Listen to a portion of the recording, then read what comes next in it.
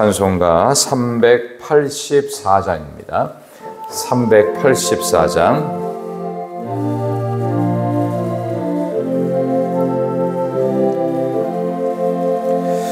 나의 갈 길 다가도록 예수 인도하시니 내 주 안에 있는 긍휼 어찌 의심하리요. 믿음으로 사는 자는 하늘 위로 받겠네. 무슨 일을 만나든지 만사 형통하리라. 무슨 일을 만나든지 만사 형통하리라. 나의 갈 길 다가도록 예수 인도하시니 어려운 일 당한 때도 조카는 해주시네. 나는 심히 고단하고 영혼 매우 갈하나 나의 앞에 반석에서 샘물 나게 하시네. 나의 앞에 반석에서 샘물 나게 하시네. 나의 갈 길 다가도록 예수 인도하시니 그의 사랑 어찌 큰지 말로 알 수 없도다. 성령 감화 받은 영혼 하늘 날아갈 때에 영영 부를 나의 찬송 예수 인도하셨네. 영영 부를 나의 찬송 예수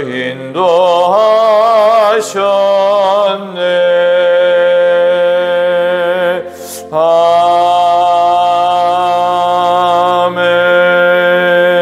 아멘.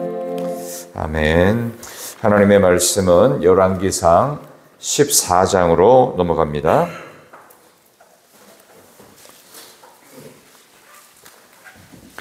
구약성경 540쪽입니다. 구약성경 539쪽, 구약 539쪽, 열왕기상 14장 1절에서 20절까지입니다.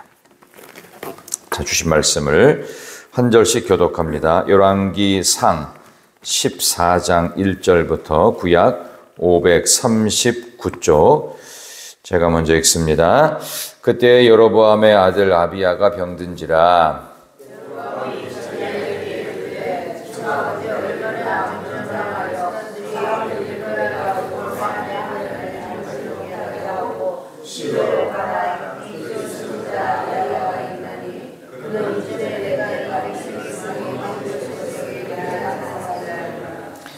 그대의 손에 떡 10개와 과자와 꿀 한 병을 가지고 그에게로 가라.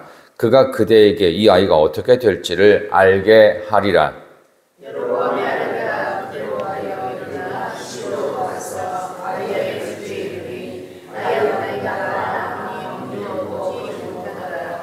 여호와께서 아이야에게 이르시되 여로보암의 아내가 자기 아들이 병들었으므로 내게 물으러 오나니 너는 이러이러하게 대답하라. 그가 들어올 때에 다른 사람인 채 함이니라.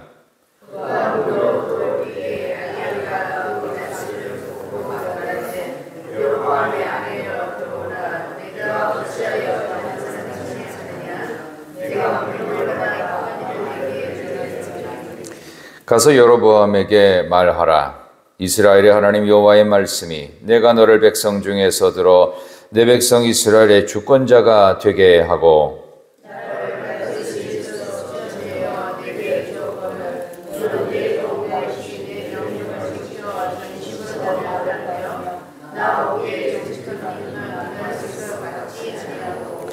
내 이전 사람들보다 더 악을 행하고 가서 너를 위하여 다른 신을 만들며 우상을 부어 만들어 나를 노엽게 하고 나를 내 등 뒤에 버렸도다.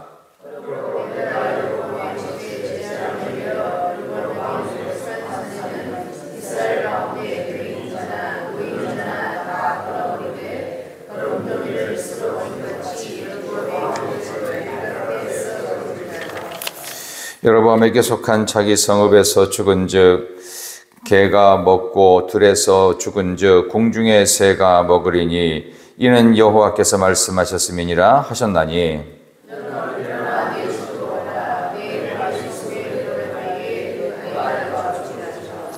온 이스라엘이 그를 위하여 슬퍼하며 장사하려니와 여로보암에게 속한 자는 오직 이 아이만 묘실에 들어가리니 이는 여로보암의 집 가운데에서 그가 이스라엘의 하나님 여호와를 향하여 선한 뜻을 품었음이니라.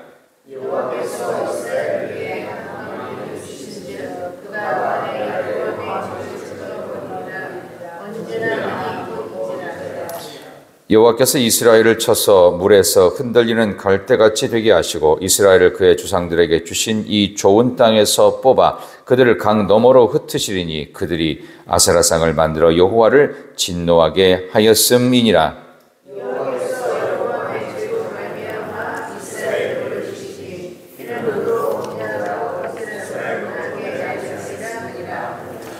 여로보암의 아내가 일어나 디르사로 돌아가서 집 문 지방에 이를 때에 그 아이가 죽은지라.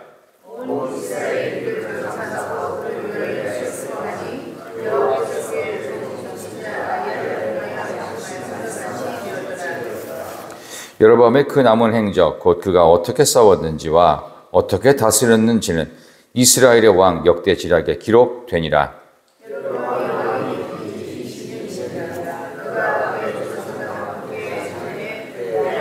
나답이 대신하여 왕이 되니라. 아멘. 잘 읽으셨습니다. 우리 옆에 계신 분 한번 인사하시죠. 잘 나오셨습니다. 좋은 아침입니다. 예, 좋은 아침, 복된 하루가 되시기를 소망합니다. 저는 오늘 주신 말씀을 가지고 눈물의 기도가 풍성한 교회, 눈물의 기도가 풍성한 교회라는 제목으로 하나님 말씀 증거하도록 하겠습니다. 오늘 이 본문 말씀을 여러분 읽으시면서 사실 새벽에 이렇게 강해로 설교하는 일들을 목회자는 뭐 할 수 있지만 듣는 여러분들은 사실 조금 생소할 수도 있다는 생각이 듭니다. 그렇지만 성경에 있는 이 내용들을 사실은 어떤 특정 본문만 갖고 말씀을 전하다 보면은 이게 반쪽짜리 메시지가 되기 쉬워서 저는 목회를 하기 시작하면서부터 지금까지 계속 되어지는 성경 창세기부터 요한계시록 전체를 계속 이렇게 나누어 가지고 지금까지 말씀을 증거해 왔습니다. 그래서 개인적으로는 새벽 기도회 시간을 통해서 창세기부터 요한계시록까지를 이미 한 번을 다 설교를 했어요.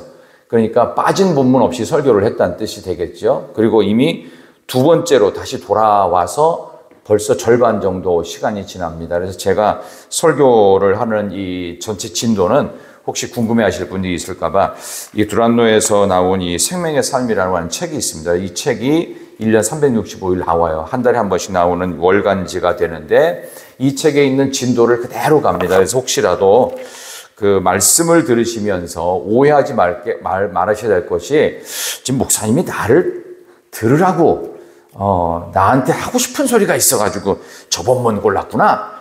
이런 오해를 하지 마세요. 저는 진도대로 합니다. 혹시라도 궁금하시면 직접 책도 보여드릴 수 있으니까 교무실로 오세요. 그래서 여러분들에게 개인적인 감정이 있어서 좀 기분 나쁜 듯한 느낌의 이야기가 아니라는 것을 먼저 밝히면서 어쨌든 오늘 본문 열왕기상 14장의 내용은 남과 북의 이스라엘이 이제 두 쪽으로 이제 분단이 됐잖아요. 두 군데의 남유다가 있고 그다음에 10지파의 북이스라엘 큰 땅덩어리가 있었습니다.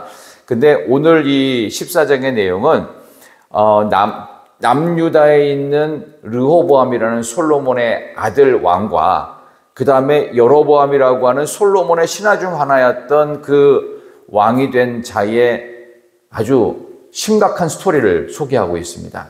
솔로몬의 아들 르호보암도 문제를 일으키다가 오늘 본문 말고 내일 본문에서 죽고, 오늘은 여로보암이라고 하는 북이스라엘의 첫 번째 임금도 자기 아들의 병을 숨기고 자기를 왕이 될 거라고 해서 선언했던 늙어버린 이제 아히야라고 하는 선지자 찾아갔는데 자기 부인을 변장시켜서, 왕비를 변장시켜서 보내요. 그런 이야기가 나와요. 그래서 결국 르호보암 왕, 남유다 왕도 문제가 있었고 여로보암 왕도 문제가 있어서 죽었다. 이제 그런 참 슬픈 이야기가 나옵니다. 근데 슬픈 이야기지만 이 가운데 담겨진 아주 중요한 메시지 한 가지를 여러분께 말씀드릴 수 있겠는데요. 그게 뭐냐 하면, 아까 자기 아들이 병들어 죽을 상황인데 왕비를 변장시켜 갔다고 그랬죠. 우리가 하나님 앞에 가면을 쓰지 말아야 돼요. 자꾸 뭔가를 포장하지 말아야 돼요. 그러니까 있는 그대로. 물론 여성분들이 화장하는 거에 대해서 말씀을 드리는 부분이 아닙니다. 우리의 자꾸 내적인 부분들을 갖다가 이렇게 뭔가 덮어 씌우지 말고 있는 그대로 정직하게 해야 된다. 그 말씀을 드리는 거예요. 근데 여로보암 왕은 정직하지를 않았습니다. 미국 일리노이주 이제 중부 지역 중에서 중북부 가면은 일리노이주에 시카고가 있고 거기에 윌로우 크릭이라고 하는 교회가 있습니다. 그 교회 빌 하이벨스 목사님이 있는데요. 이 빌 하이벨스 목사님이 그 삶의 무게를 견디는 3가지 계기판이라고 하는 그 내용을 말씀하셨어요. 이게 무슨 얘기냐면, 우리가 힘겨운 삶을 견디는 데 있어서 3가지 지침이 되는 어떤 계기판 같은 게 있는데, 그 첫 번째는 뭐냐 하면은 육체의 계기판이 있대요. 그러니까 몸이 힘들어요. 몸이 힘들면 어떻게 하면 되죠? 쉬면 돼요. 쉬면 돼요. 아주 쉬워요. 몸이 힘들면 쉬면 되고, 안 쉬면 병 걸리죠. 그러니까 몸이 힘들면 쉬어라. 그 다음에 영혼이 힘들어요. 영혼의 계기판이 있대요. 영혼이 힘들면 어떻게 되겠죠? 어떻게 할까요? 믿음으로 돌아가야 돼요. 무조건. 믿음으로 돌아가서 내 영혼의 의사이신 하나님께 맡기는 겁니다. 근데 여기서 중간에 하나 더 있어요. 무슨 계기판이 있냐면 마음의 계기판. 이걸 갖다가 감정 계기판이라고 빌 하이벨스 목사님 얘기했어요. 이 감정 계기판은 뭐냐 하면은 우리의 감정에도 문제가 생겨요. 이 멘탈에 문제가 생겨서 우울증 생기고 공황장애 오고 이런 분들이 있지요. 그죠? 여러분들도 혹시 이제 나이가 들어서 그런 것들이 올 수도 있거든요. 그러니까 이거 창피한 일이 아닙니다. 근데 이 감정의 계기판에 문제가 생겨서 이 정서적으로 불안하고 내 감정을 내 마음대로 컨트롤할 수 없거든. 어떻게 해야 되느냐? 물론 의사의 처방도 필요할 수 있죠. 근데 근본적인 처방을 빌 하이벨스 목사는 이렇게 얘기합니다. 울부짖으며 하나님께 눈물로 매달려야 된다. 오늘 저는 이 얘기를 드리면서 눈물의 기도가 풍성한 교회라는 제목으로 지금 말씀을 전하고 있는 것입니다. 과연 우리는 어떤지, 자기 아들, 그 북이스라엘의 첫 번째 왕이었던 여로보암의 아들이 죽을 지경이 됐습니다. 근데 이 사람이 병이 있으면 어떻게 됩니까? 계속 숨겨야 됩니까? 알려야 됩니까? 알려야 돼요. 많은 사람이 알리면 더 좋습니다. 왜 그러냐 하면은 빨리 낫는 게 중요한 거지. 병을 조용히 있는 듯 없는 듯 지나가는 게 중요한 게 아닙니다. 근데 간혹 이제 목사님들 같은 경우에도 이게 너무 교인들은 덕이 안 된다고 그래서 아픈 거를 잘 얘기 안 하시는 분이 있다가 병을 키우시는 어리석은 일을 해요. 그러면 나중에 더 큰 문제가 생기잖아요. 교인들에게 더 큰 피해가 되기 때문에 조금 문제가 있다면은 모르게 하더라도 빨리 고치는 게 맞습니다. 근데 이 여로보암은 한 나라의 왕입니다. 근데 왕인데 가족에 문제가 생겼어요. 그럼 어떻게 해야 돼요? 빨리 조치를 해야 될 거 아니에요. 조치가 안 되면 어떻게 해요? 알려가지고 많은 사람들에게 수소문을 해가지고 좋은 의사가 없는지 좋은 약이 없는지 방법을 찾아야 되는데 이 여로보암이 이상한 짓을 합니다. 자기 아내를 변장을 시켜가지고 전혀 누군지 모르게 해놓고 그 다음에 당시 관습대로 선지자를 찾아가서 어떤 길을 물을 때는 예물을 준비합니다. 근데 왕이라는 걸 티가 안 나게, 그것도 아주 하층민이 가져가는 것 같은 예물을 변장시킨 자기 왕비한테 줘요. 어떻게 하나 한번 볼까요? 한번 3절 보십시다. 3절 한번 같이 읽습니다. 자, 열왕기상 14장 3절. 그대의 손에, 시작.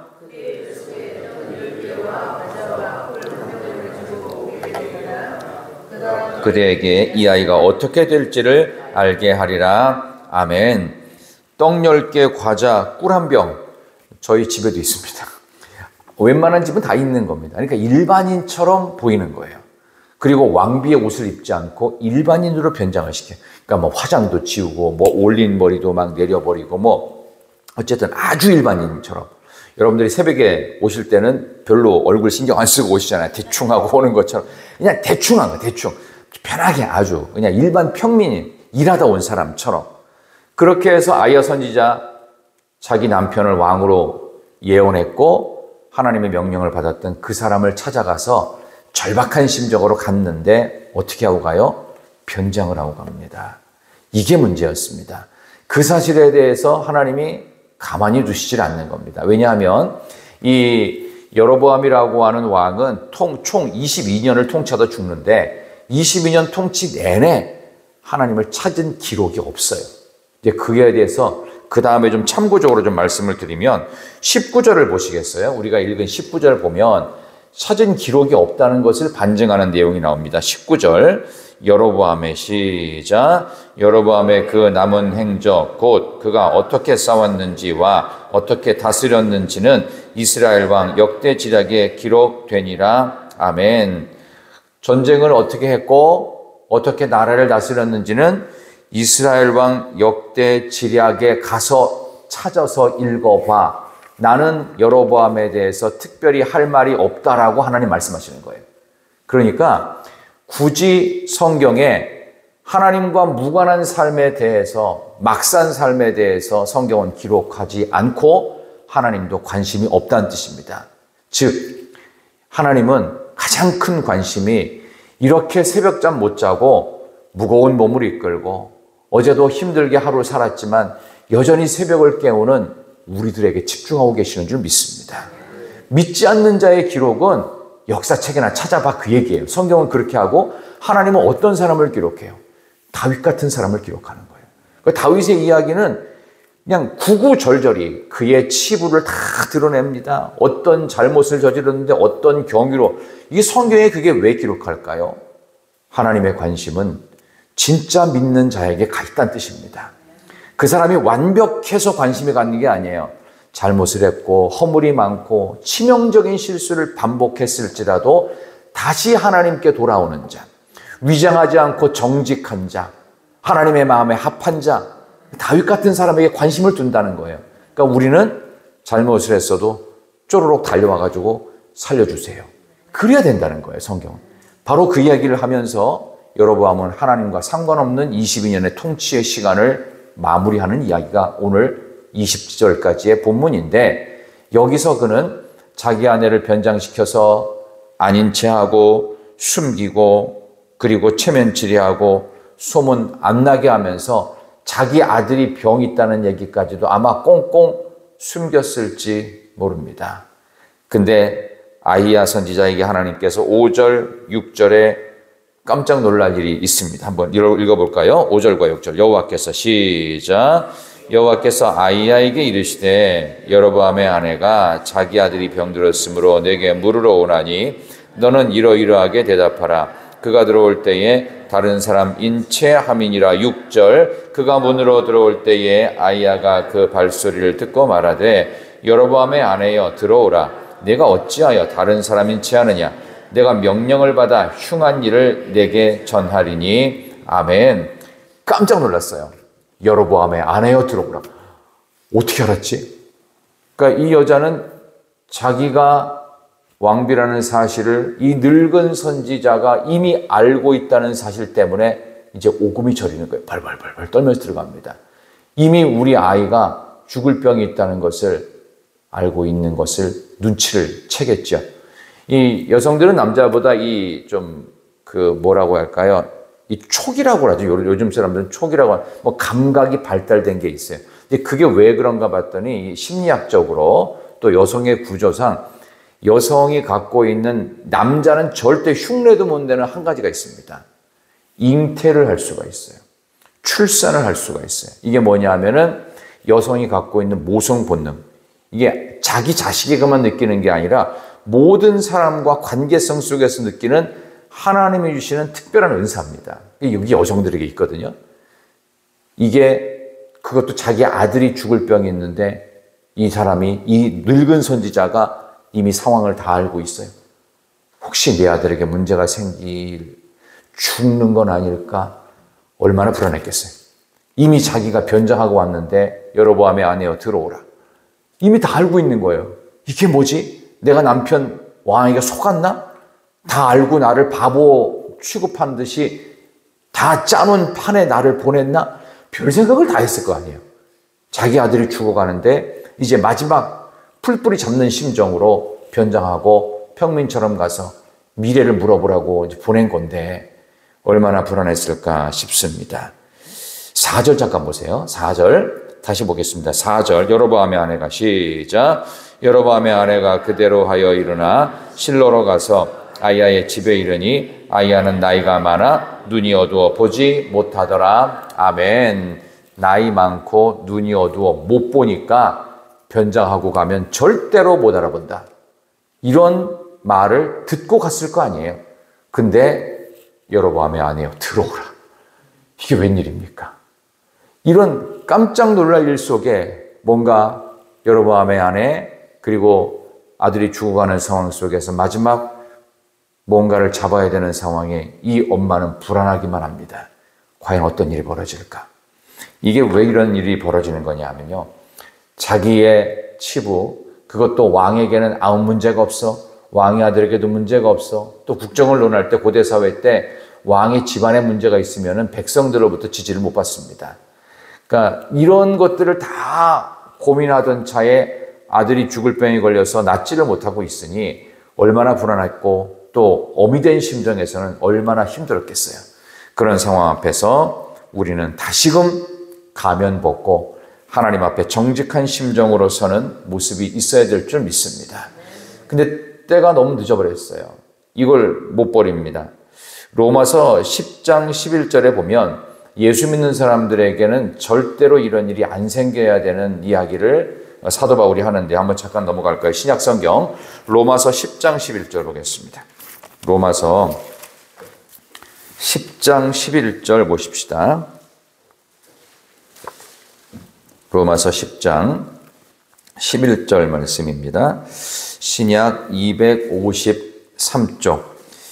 예수 믿는 자에게 결코 생기지 않는 일, 있어서는 안 되는 일을 명확히 밝히는 로마서 10장 11절, 신약 253쪽. 10장 11절 시작. 성경에 이르되 누구든지 그를 믿는 자는 부끄러움을 당하지 아니하리라 하니 아멘. 정확히 해석할게요. 예수를 믿는 크리스찬에게는 부끄러울 일이 없다 그 뜻입니다. 부끄러워할 필요 없다는 겁니다. 하나님 앞에 있는 그대로 어니스티 정직하게 진실하게 그냥 숨기지 말고 가면 쓰지 말고 아닌 체 하지 말고 변장할 것 없고 변장한다고 하나님 몰라요? 다 알아요. 우리가 아무리 얼굴 뜯어고치고 와도요. 부모는 혹시 모를 수 있어요. 목소리를 내기 전까지. 근데 하나님 몰라요? 완벽하게 아십니다. 수천 명 사이에 숨어있던 기스의 아들 사울, 걔도 알아보고 숨어있지 말고 나오라고 하나님 그러십니다. 그걸 사무엘이 알아요. 하나님의 사람도 아는데 하물며 하나님 모르실까요? 하나님 완벽하게 아십니다. 숨기지 말라는 겁니다. 그래서 저는 숨겼을 때 드러나는 묘한 증상에 대한 이야기를 한 가지 이야기를 통해 여러분께 말씀을 전하고 오늘 설교를 끝내도록 하겠습니다. 숨기면 어떤 일이 생기냐? 아닌 척하면 어떤 일이 생기냐? 우리 인생이 메말라지는데 눈물이 안 생깁니다. 눈물. 이 대표적인 사람이 한 사람이 있었어요. 영국이 낳은 세계적인 기독교 변증가인 C.S. 루이스가 있었습니다. 이 C.S. 루이스라는 사람이요. 10대에 자기 어머니가 돌아가셨어요. 그리고 아버지 손에 자라거든요. 똑똑하고 잘났고 아주 뛰어난 그 타고난 학문적인 업적을 갖고 있는 사람이고, 근데 이 C.S. 루이스가 엄마 돌아가시고 나서 다짐을 합니다. 나는 평생 울지 않으리라. 엄마 때문에 너무 가슴이 아파서 엄마만 생각하면 눈물이 나는 거예요. 살 수가 없는 거예요. 난 다시는 울지 않겠다. 이게 마지막 눈물이다.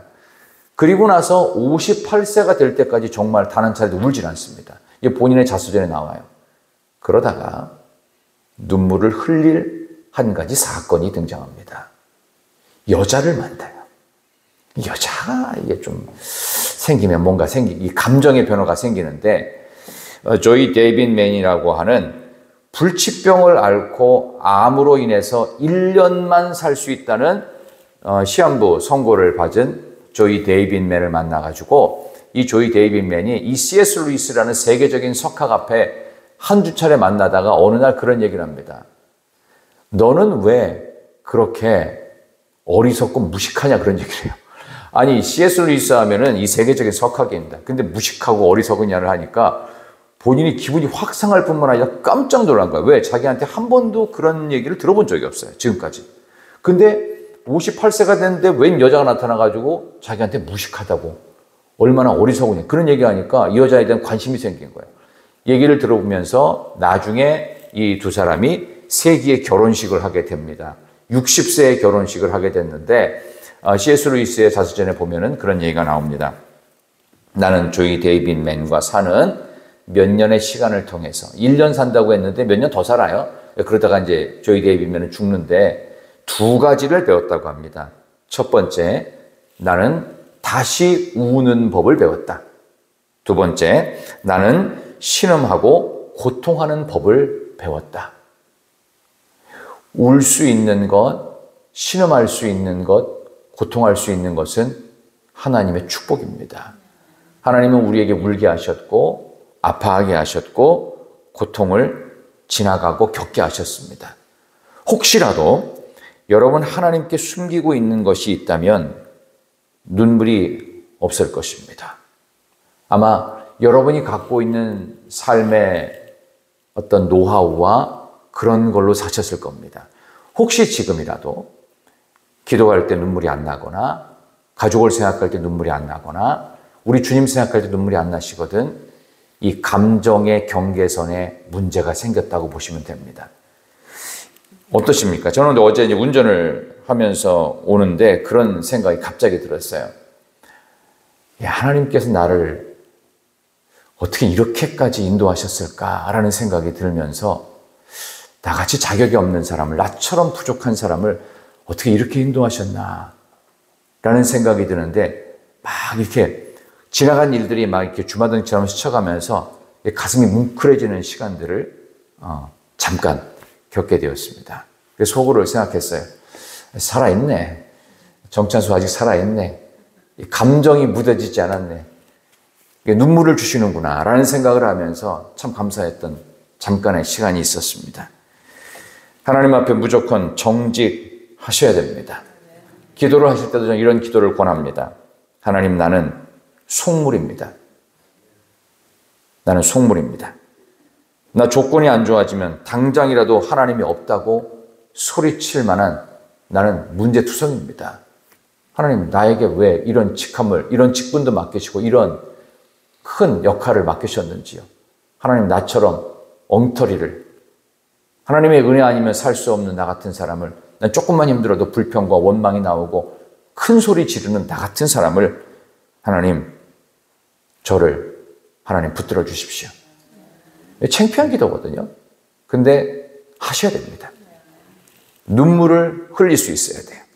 아파할 수 있고 고통의 신음소리를 끙끙 앓는 소리를 낼 수 있어야 됩니다. 하나님이 그거 싫어하실까요?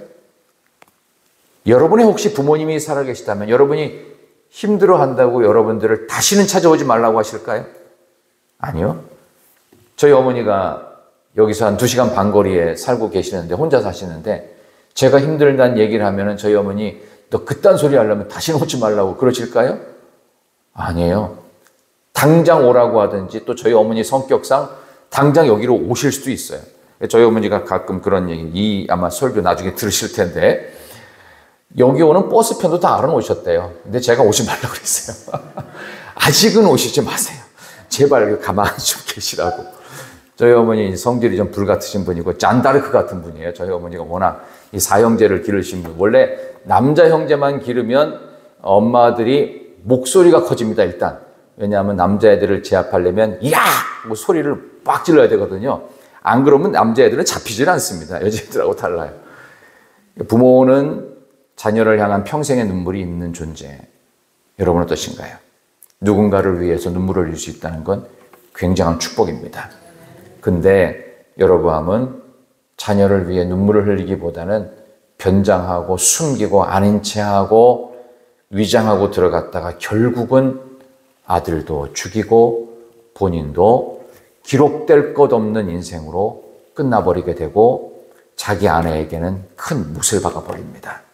그리고 나서 나중에 그 아들이었던 여기 이제 병든 아들, 죽은 아들 말고 또 다른 아들 나답이 그 다음에 이제 나라를 이어가게 되는데 이제 그게 20절 끝에 나오기는 하는데 이 내용 속에서 우리는 흥미로운 점을 발견하게 됩니다. 오늘 13절, 오늘 마지막으로 읽겠습니다. 13절 한번 다 같이 읽습니다. 온 이스라엘이 시작. 온 이스라엘을 그를 위하여 슬퍼하며 장사하려니와 여로보암에게 속한 자는 오직 이 아이만 묘실에 들어가리니 이는 여로보암의 집 가운데에서 그가 이스라엘의 하나님 여호와를 향하여 선한 뜻을 품었음이니라. 아멘. 좀 흥미롭지 않습니까? 오직 이 아이만 묘실에 들어간대요. 이게 무슨 얘기일까요? 이 아이는 어린 나이에 요절한 거 아니에요. 그죠? 뭐 빛을 보지도 못하고 이 기록도 없어요. 여기만 잠깐 나와요. 역대상하는 남유다만 나오니까 북이스라엘에 대한 기록은 전혀 없고 이게 다예요. 근데 오직 이 아이만 묘실에, 왕의 묘실에 들어간다는 뜻이거든요. 이 얘기가 뭐냐? 죽어서도 이 아이만 유일하게 북이스라엘에서 평안하다는 뜻입니다. 이 아이만 하나님이 병으로 죽었지만 이 아이는 하나님이 살리고 계신다는 뜻입니다. 이게 무슨 의미일까? 우리가 혹시라도 너무 젊어서 아이고 너무 젊은 데 갔어. 아이고 불쌍해서 어떻게 해. 아이고 저 사람이 살았다면 지금 뭐가 하고 서운해하실 거 없다는 뜻입니다. 하나님께서 필요하시면 데려가십니다. 엘리야도 일찍 데려가셨고요. 에녹도 빨리 데려가셨습니다. 혹시라도 우리 주변에 오래도록 살지 못해서 빨리 하나님께 간 사람들이 있을 수 있어요. 꽤 많이 있을 수 있어요. 그렇다면 그것에 대해서 아쉬워하지 마십시오. 하나님의 품에 있는 것이 훨씬 더 행복하니까요. 지금으로부터 32년 전에 저희 아버님이 돌아가셨어요. 아버님 돌아가신 나이가 52이거든요. 지금 저보다도 어린 나이에 젊은 나이에 저희 아버지 돌아가셨어요. 그리고 저는 그 당시 나이가 25살이었습니다. 저희 막내가 고등학교 2학년 때 아버지가 돌아가셨습니다.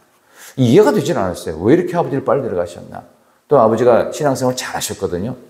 근데 왜 빨리 데려가셨지? 도무지 이해가 안 되는 하나님의 계획이었어요. 지금도 이해가 간혹 안 되는데 생각해 보면 그때 가시길 잘했다. 거기가 더 좋을 것 같다.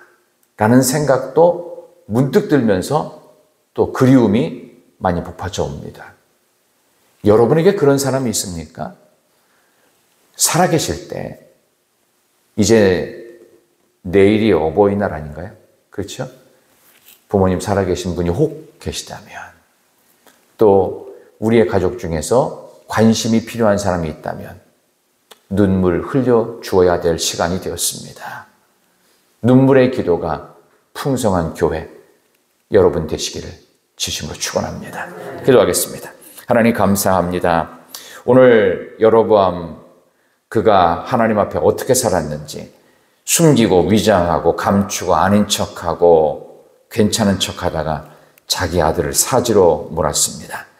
하나님 앞에 눈물로 매달렸더라면 그러지 않을 수 있었을 텐데 끝까지 아닌 척하고 숨기다가 이런 비극을 벌이는 일이 혹시라도 우리에게 생기지 아니하도록 하나님 우리가 하나님 앞에 더욱더 정직하게 눈물의 기도가 더욱더 풍성하여서 이제 어버이날을 하루 앞둔 또 5월에 들어와서 저희들의 마음속에 우리를 위해서 평생 울어주신 우리 부모님 생각하며 나도 나의 자녀들을 위하여, 배우자를 위하여, 가정을 위하여, 교회를 위하여, 이 나라와 이 민족을 위하여 눈물 흘릴 수 있는 우리 온 성도들 되게 하여 주시옵소서. 모든 기도의 제목들마다 응답의 역사 내려 주시옵소서.